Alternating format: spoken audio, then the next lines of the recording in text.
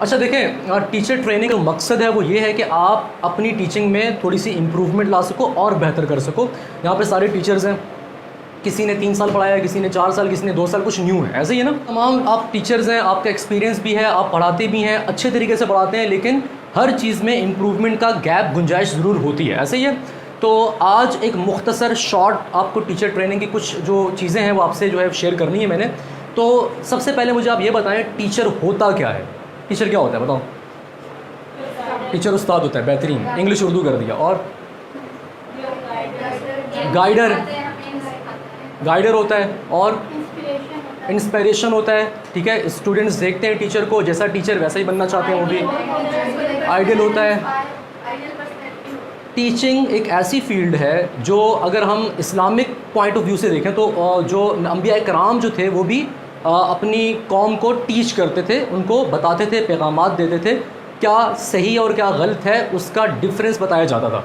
तो आज भी टीचर जो है वो बच्चों के साथ ऐसा ही करता है, उनको सिखाता है, उनको एकेडमिक एजुकेशन भी देता है और साथ ही साथ एथिकल एजुकेशन भी दे रहा होता है कि सलाम कैसे करना है, बैठना कैसे है, अखलाकियात की बातें भी बता रहा होता है।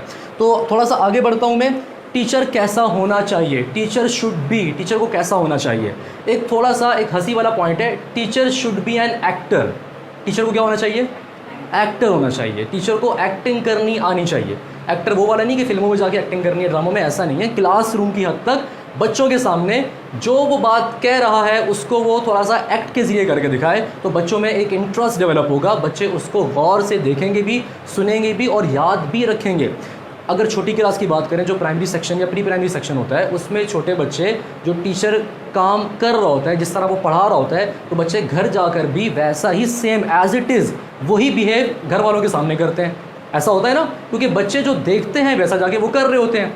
तो जो टीचर है वो एक्टिंग के साथ बच्चों को अगर वो समझाएगा कोई भी बात, कोई भी पॉइंट, तो बच्चों को ईजिली सही से समझ में आएगा। अब एक्टिंग ऐसा नहीं कि वो क्लास में जाके जो है वो बाकायदा तौर पर एक्टर बन जाए, डायलॉग बोलना शुरू कर दे, ऐसा नहीं। सिलेबस के हिसाब से जो पॉइंट्स बच्चों को सिखाने उसके हिसाब से वो एक्टिंग एक एज अ एक्टर वो उसको रिप्रेजेंट करे।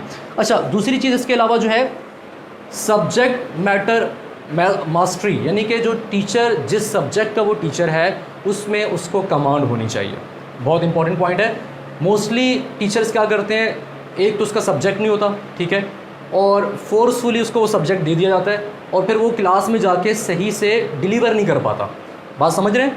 एक मेरा अगर सब्जेक्ट बायो मेरा सब्जेक्ट नहीं है, अब मैं बायो पढ़ाना शुरू कर दूँ तो फिर मैं बायो कैसी पढ़ाऊँगा?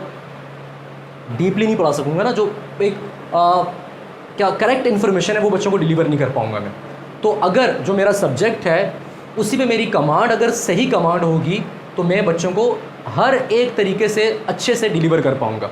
बात समझ रहे हैं? तो जो टीचर के सब्जेक्ट्स होते हैं उस पर टीचर को कमांड होनी चाहिए। अब कमांड कैसे आएगी? टीचर को खुद भी स्टडी करना होता है। एक तो वो सब्जेक्ट टीचर है, दूसरा जब वो क्लास में जाए तो क्लास में जाने से पहले वो देख ले कि आज बच्चों को क्या पढ़ाना है। ये बहुत इंपॉर्टेंट बात बता रहा हूँ। अगर क्लास से पहले 15 मिनट 20 मिनट पहले अगर आप देख के जाएंगे क्लास में कि आज बच्चों को ये चैप्टर यहाँ से यहाँ तक चीज़ें करवानी है, तो आप क्लास में अच्छे से बच्चों को डिलीवर कर पाओगे।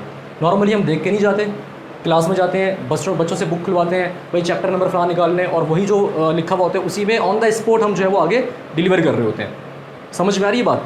तो सब्जेक्ट मैटर जो है उसमें आपको मास्टर होना पड़ेगा, आपको उसको पहले स्टडी करके फिर आगे जाना पड़ेगा, ठीक है।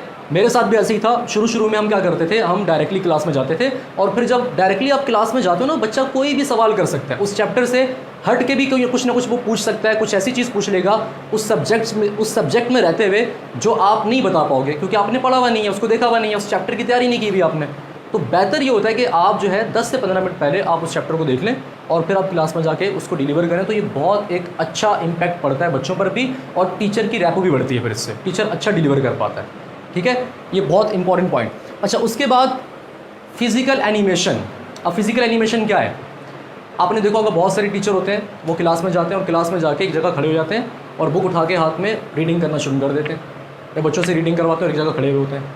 ऐसा होता है ना, जब आप एक जगह खड़े होकर बोलना शुरू कर दोगे, रीडिंग करना शुरू कर दोगे, सिर्फ किताब में आपकी नज़रें हैं, भाई फ़लाँ ने ये किया, वंस अपॉन अ टाइम ये हो गया, तो बच्चे इंटरेस्ट नहीं लेते।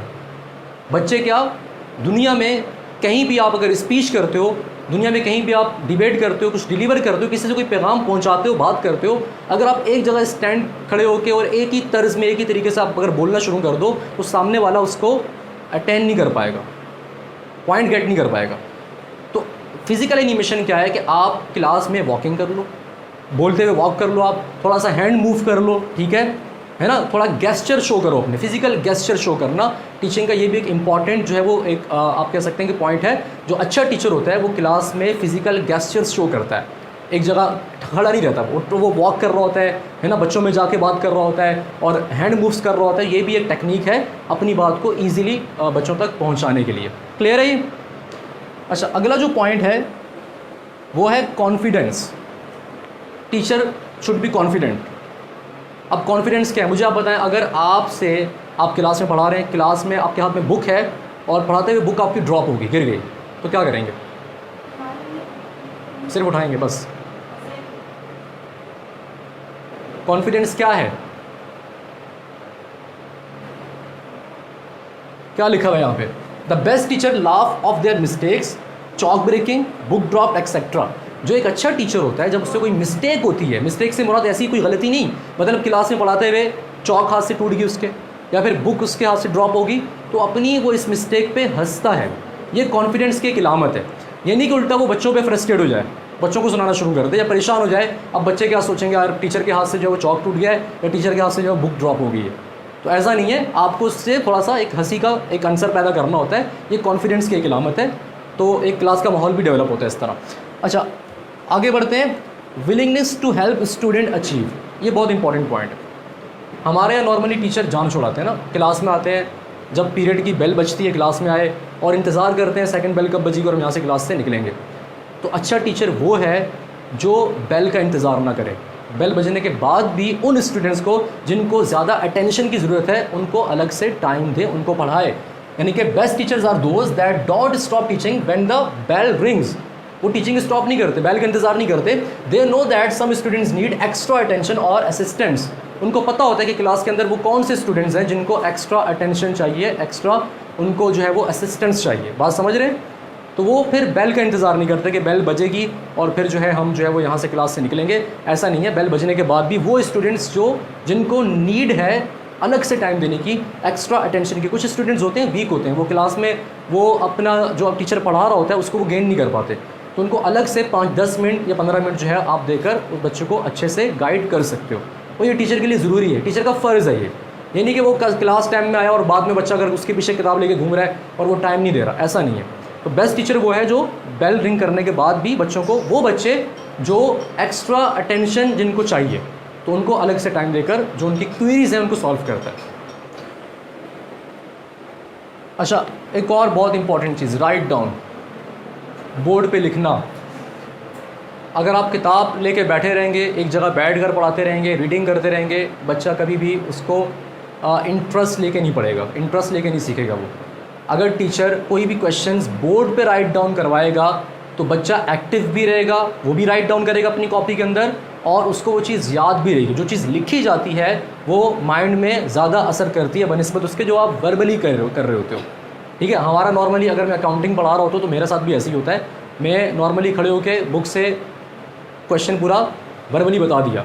अब वो कुछ बच्चे तो गेन कर लेते हैं जो शार्प होते हैं, लेकिन कुछ जो वीक होते हैं वो उनको बड़ा प्रॉब्लम होता है।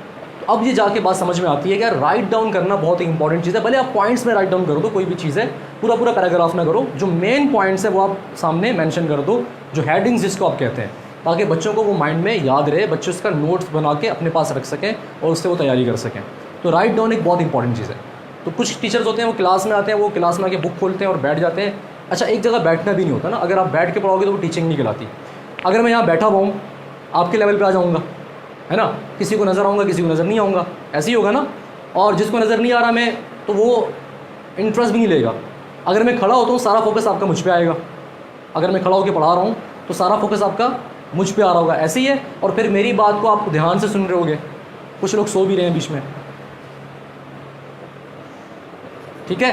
तो ये कि अगर आप स्टैंड पोजीशन में टीचिंग करते हो, ठीक है, तो वो भी एक बड़ा एक मैटर करता है कि यार बच्चे जो हैं वो उसको ईजिली उस पॉइंट को गेट कर लेते हैं और आप बच्चों का पूरा फोकस आप पे होता है। और राइट डाउन जो जिस तरह बोर्ड पे लिखना है बहुत ज़रूरी है। हर पॉइंट बोर्ड पे लिखने से क्लास एक्टिव रहती है। लास्ट है कंट्रोल द क्लासरूम। क्लासरूम कैसे कंट्रोल किया जाए? क्या किया जाए? कोई एक्टिविटी करवाएंगे क्लास कंट्रोल में हो आएगी? नहीं। बच्चों को फ्री ना रखा था, कुछ ना कुछ करवाया। किसी न किसी एक्टिविटी में बच्चों को जिनमें उनका इंटरेस्ट है, अगर हम ऐसी एक्टिविटी करवाएं जिनमें उनका इंटरेस्ट है तो हो सकता है वो खामोश है, इंटरेस्ट नहीं। अगर इंटरेस्टेड चीज़ करवाएं, अब बच्चे अगर गाना गाना चाह रहे हैं फिर इंटरेस्ट गाने में, नहीं इंटरेस्ट फिर ऐसा पढ़ाई से मुताबिक कोई पढ़ाई के मुताबिक किया जाए। क्लास कंट्रोल में आता क्या है वैसे? डिसिप्लिन का क्लास कंट्रोल का हिस्सा है। डिसिप्लिन, बच्चा उठ के उधर ना जा रहा हो, है ना, किसी को कोई चीज़ ना मार रहा हो, होता है ना उन्होंने भी जो कागज़ के बना के वो रबड़ बैंड में डाल के मारते हैं वो चीज़ ना। तो क्लास कंट्रोल में डिसिप्लिन तो सबसे पहली चीज़ है। अच्छा, कुछ टीचर्स का क्लास पे कंट्रोल होता है, कुछ का नहीं होता। कुछ टीचर्स ऐसे होते हैं जो क्लास के बाहर से भी गुजरते हैं और ज़रा सी उन्होंने यूँ अंदर सर करके आंखें दिखा दी ना तो क्लास पूरी खामोश। और कुछ क्लास के अंदर होते हैं, चिल्ला रहे होते हैं बेटा खामोश खामोश, बच्चे खामोश नहीं होते। तो क्लास कंट्रोल बहुत ज़रूरी है। अगर क्लास कंट्रोल नहीं होगा, बच्चे भाग रहे होंगे, आप पढ़ा रहे हैं, बच्चा वहाँ पीछे दूसरा बातें कर रहा है, एक उठ के दूसरे के पास जा रहा है, तो जो आप पढ़ा रहे हैं, जो पढ़ने वाले बच्चे हैं उनको भी डिलीवर नहीं होगा। क्लास में एक नॉइज़ क्रिएट होगी ना, बच्चे बातें कर रहे हैं, इधर उधर भाग रहे हैं। तो क्लास सबसे पहली चीज़ तो क्लास कंट्रोल है। क्लास कंट्रोल में रहेगी, डिसिप्लिन में बैठे हुए होंगे, खामोश बैठे हुए होंगे, फिर आपकी बात प्रॉपरली। अच्छा, डिसिप्लिन ऐसा भी नहीं करना कि डंडे वाला डिसिप्लिन हो, बच्चा कोई बोले लगा दी रख के, ऐसा भी नहीं है। बच्चे डर जाते हैं इस तरह और फिर वो एक आपके डर से खामोश रहते हैं। उनका बस यही मकसद होता है यार डिसिप्लिन में रहना है, बस देखते रहो टीचर को, वो फिर सुनते उनते नहीं आपको, आपकी बात वो जो है वो सही गेट नहीं कर पाते। इन्वायरमेंट क्रिएट करना होता है, ऐसा इन्वायरमेंट जिसमें शोर शराबा भी ना हो और बच्चे इंटरेस्ट भी ले रहे हों और डिसिप्लिन भी ख़राब ना हो रहा हो। ये टीचर पे डिपेंड करता है कि वो किस तरह उस इन्वायरमेंट को क्रिएट करता है। ये उसकी अपनी एबिलिटी है कि वो जो है वो आंखें दिखा के कर रहा है, अपना गुस्सा दिखा के कर रहा है ना, बच्चों को डांट डपट के कर रहा है, उसकी अपनी एबिलिटी है कि क्लास को कंट्रोल वो कैसे कर रहा है। बात समझ में आ रही है? तो मोस्टली जो स्कूल के टीचर्स हैं उनके लिए ये पॉइंट बहुत ज़रूरी हैं जो मैंने आपको बताए हैं कि बच्चे पे इंडिविजुअल अटेंशन होनी चाहिए। दूसरा, खड़े होकर पढ़ाएं। तीसरा, राइट डाउन करें, बोर्ड के ऊपर पॉइंट्स लिखें, ठीक है, ये चीज़ें लाजमी हैं। कॉन्फिडेंस आप में होना चाहिए कि कॉन्फिडेंस जो है वो बहुत ज़रूरी है। और फिज़िकल गेस्चर, और जो छोटी क्लास के प्राइमरी क्लास की जो टीचर्स हैं वो तो ज़रूरी, उनको तो बीच में आके डांस भी करना होता है कभी कभी पोएम्स पे। डांस से मुराद गेस्चर दिखाने होते हैं, मतलब बच्चों को एक्टिंग करके दिखानी होती है ना, जो पोएम चल रही है उसके ऊपर वो एक्टिंग करते हैं, फिर बच्चे वही जाके घर पे एक्टिंग कर रहे होते हैं। तो ये चीज़ें आप करेंगे तो आप देखेंगे खुद क्लास में भी चेंज आपको नज़र आएगा और अपने आप में भी आपकी जो टीचिंग एबिलिटी है वो इम्प्रूव होगी। अगर आप इन पॉइंट्स को मद्देनज़र रखो, ज़्यादा पॉइंट्स नहीं है, कम है ये, अगर इन पे आप डे बाय डे काम करना शुरू करो, ज़ाहिर एक साथ तो नहीं होगा, लेकिन आप डे बाय डे काम करना शुरू करोगे तो ये चीज़ें आपको आपके अंदर भी नज़र आएंगी और आपकी क्लास में भी दिखेंगी कि क्लास की क्या पोजीशन है, क्लास का जो इन्वायरमेंट है, जो क्लास का आप कह सकते हैं कि जो डेवलपमेंट है वो ऊपर जा रही है, डाउन हो रही है, आपको नज़र आ जाएगा अगर आप इन चीज़ों पर फोकस करेंगे तो।